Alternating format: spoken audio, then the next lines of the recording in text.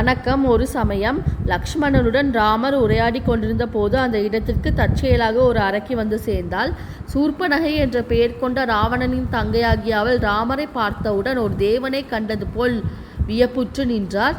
விகாரமான முகம், பருத்த வயிறு, கோணலான கண்கள், தாமிரத்தின் நிறத்தை ஒட்ட தலைமுடி, பயங்கரமான குரல், கொடூரமான இதயம் ஆகியவற்றை கொண்டவளும் வயதானவளுமான அந்த அரக்கி உணர்ச்சியினால் ஊண்டப்பட்டவளாக கண்ணை கவரும் முகம், சிறுட்ட இடை, ஒளி வீசும் கண்கள், அழகிய தலைமுடி, அன்பு பொங்கும் குரல், இளமை, நேர்மையான நடை ஆகியவற்றை கொண்ட ராமரை பார்த்து பேசத் தொடங்கினாள். சடைமுடி, மரவுரி, துறவியின் கோலம். ஆனால் கையிலே வில்லும் அம்பும் இருக்கின்றன. கூடவே மனைவியும் இருக்கிறாள். யார் நீ? ராட்சசர்கள் வாழும் இந்த பகுதிக்கு இப்படிப்பட்ட கோலத்தில் நீ வர காரணம் என்ன? இவ்வாறு கேட்ட அந்த அரக்கியை பார்த்து ராமர் சொன்னார், தெய்வங்களுக்கு நிகரான சக்தியை கொண்ட தசரதர் என்ற ஒரு மன்னர் இருந்தார்.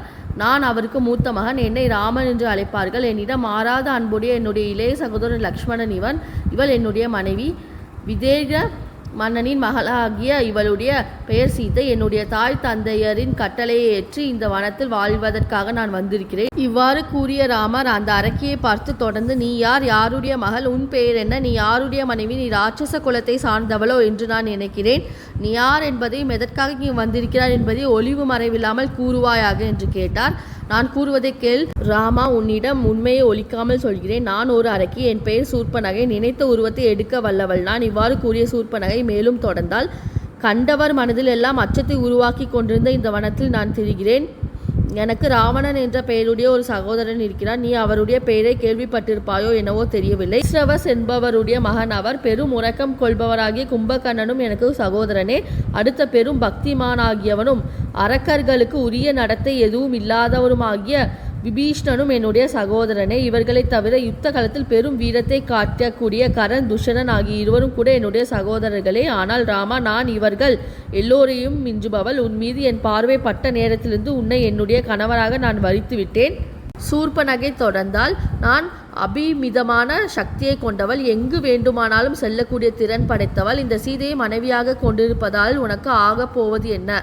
விகார உருவம் படைத்த இவள் உனக்கு உகந்தவள் அல்ல. உனக்கு ஏற்றவள் நான் தான். என்னை உன் மனைவியாக ஏற்றுக்கொள். கோரமான முகமும் ஒடுங்கிய வயிறும் படைத்த இந்த பெண்ணை இந்த உன் தம்பியோடு சேர்த்து நான் அழித்து விழுங்கி விடுகிறேன்.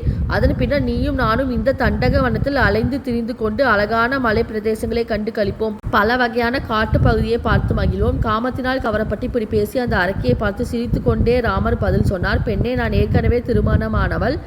என் மனைவி என்னுடனேயே இருக்கிறார். தன்னுடைய கணவனுக்கு இன்னொரு மனைவி இருப்பது என்பது உன் போன்ற பெண்களுக்கு பெரும் துக்கத்தை தரும். ஆனால் இதோ இருக்கிற என்னுடைய இளைய சகோதரன் லக்ஷ்மணன் நல்ல நடத்தை உள்ளவன், அழகு நிறைந்தவன், பெருமைக்குரியவன், தைரியசாலி. அது மட்டுமின்றி அவனோடு ஒரு மனைவி இல்லை. அவன் இப்போது ஒரு மனைவியை நாடினால் உன்னுடைய அழகான உருவத்துக்கு ஏற்ற கணவன் உனக்கு கிடைப்பான். பேரழகு பொருந்தியவளே, அவனையே உன் கணவராக ஏற்றுக்கொள். இப்படி ராமர் கூறியதை கேட்ட சூர்ப்பனகை உடனே லக்ஷ்மணனை பார்த்து பேசத் தொடங்கினார். இளமை கொப்பளிக்கும் உருவம் படைத்த உனக்கு அழகு படைத்த மேனியுடைய நான் பொருத்தமான மனைவியாவை. நீயும் நானும் மகிழ்ச்சியாக இந்த தண்டக வனத்திலேயே உலவித் திரிவோம் வா. லக்ஷ்மணன் சிரித்து கொண்டே பதில் சொன்னார், செந்தாமரை மலரை நிகர்த்த மேனி கொண்டவளே, அடிமை தொழில் செய்யும் எனக்கு மனைவியாகி பணிப்பெண்ணாக நீ செயல்பட விரும்புகிறாய். கலங்கமே இல்லாத முகமும் எல்லா மேன்மைகளும் படைத்தவரும் செல்வம் நிறைந்தவருமான என்னுடைய மூத்த சகோதரருக்கு மனைவியாவதுதான் உனக்கு சிறப்புக்கு உகந்ததாக இருக்கும். இப்படி லக்ஷ்மணன் சொன்னவுடன் சூர்ப்பனகை ராமரை பார்த்து மீண்டும், குரூபியும் அவலட்சணம் பொருந்தியவளும் ஒடுங்கிய வயிற்றுள்ளவரும் கிழவியும் ஆகிய இந்த பெண்ணை மனைவியாக நினைத்து கொண்டு நீ என்பால் அன்பு செலுத்த மறுக்கிறாய். மனித ஜாதியை சேர்ந்த இந்த பெண்ணை உன் கண் எதிரிலேயே நான் தின்றுவிடப் போகிறேன். அதன் பின்னர் சக்காலத்தி என்ற தொல்லை இல்லாமல் உன்னோடு இந்த காட்டில் அலைந்து திரிவேன் என்று சொல்லிவிட்டு பெரும் கோபத்துடன் சீதையை நெருங்கினார். இதை பார்த்து மனம் கொதித்த ராமர் யமனுடைய பாசக்கயிறு போல் சீதையை நெருங்கிக் கொண்டிருந்த அந்த அரக்கியை தடுத்து விட்டு லக்ஷ்மணனை பார்த்து, பரிகாசம் என்பது கொடியவர்களோடு செய்யத்தக்கதல்ல. சீதையை காப்பாற்ற கெட்ட நோக்கமுடையவளும் வெறி பிடித்தவளும் பெரு வயிறு படைத்தவளும் கோர உருவம் கொண்டவளுமான இந்த அரக்கியை உருக்குலைப்பாயாக என்று கட்டளையிட்டார். இவ்வாறு ராமரால் உத்தரவிடப்பட்ட லக்ஷ்மணன் பெரும் கோபத்தோடு தனது கட்டியை உருவி சூர்ப்பனகையின் காது, மூக்கு ஆகியவற்றை அறுத்து தள்ளினார். அருந்து போன காது மூக்குகளே உடைய அந்த சூர்ப்பனகை பயங்கரமான குரலில் கதறிக்கொண்டே காட்டினுள் ஓடினாள். இரத்தத்தினால் நனைக்கப்பட்ட உடலோடு மழைக்காலத்து மேகம் போல் சப்தம் எழும்பிக் கொண்டு இரு கைகளையும் தூக்கியவாறு ஜனஸ்தானம் என்ற இடத்தில் உள்ள தனது தம்பியாகிய கரண் என்பவரை அடைந்து ஆகாயத்திலிருந்து இடியே பூமியில் விழுந்துவிட்டதோ என்ற நினைப்பை ஏற்படுத்துகிற வகையில் சூர்ப்பனகை தரையில் வீழ்ந்தாள். பின்னர் ராமர் லக்ஷ்மணனும் அந்த காட்டுக்கு வந்திருக்கும் செய்தியையும் அவர்களால் தன்னுடைய அங்கங்கள் அறுக்கப்பட்ட நிகழ்ச்சியையும் தாங்க முடியாத வலியினால் துடித்து கொண்டே சூர்பனகை கரணியிடம் விவரித்து சொன்னாள். இந்த சேனல் பிடிச்சிருந்தா லைக் பண்ணுங்கள், ஷேர் பண்ணுங்கள், சப்ஸ்கிரைப் பண்ணுங்கள். நீங்கள் இந்த சேனலை சப்ஸ்கிரைப் பண்ண ஸ்க்ரீனில் வர வீங்கிற ஐக்கானை கிளிக் பண்ணுங்கள். அடுத்து என்ன நடந்தது என்பதை பற்றி அடுத்த வீடியோவில் பார்ப்போம். ஒவ்வொரு வாரமும் வியாழக்கிழமை ராமாயண கதை நம் சேனலில் போடப்படும். அனைவரும் பார்க்கும்படி கேட்டுக்கொள்கிறேன். நன்றி.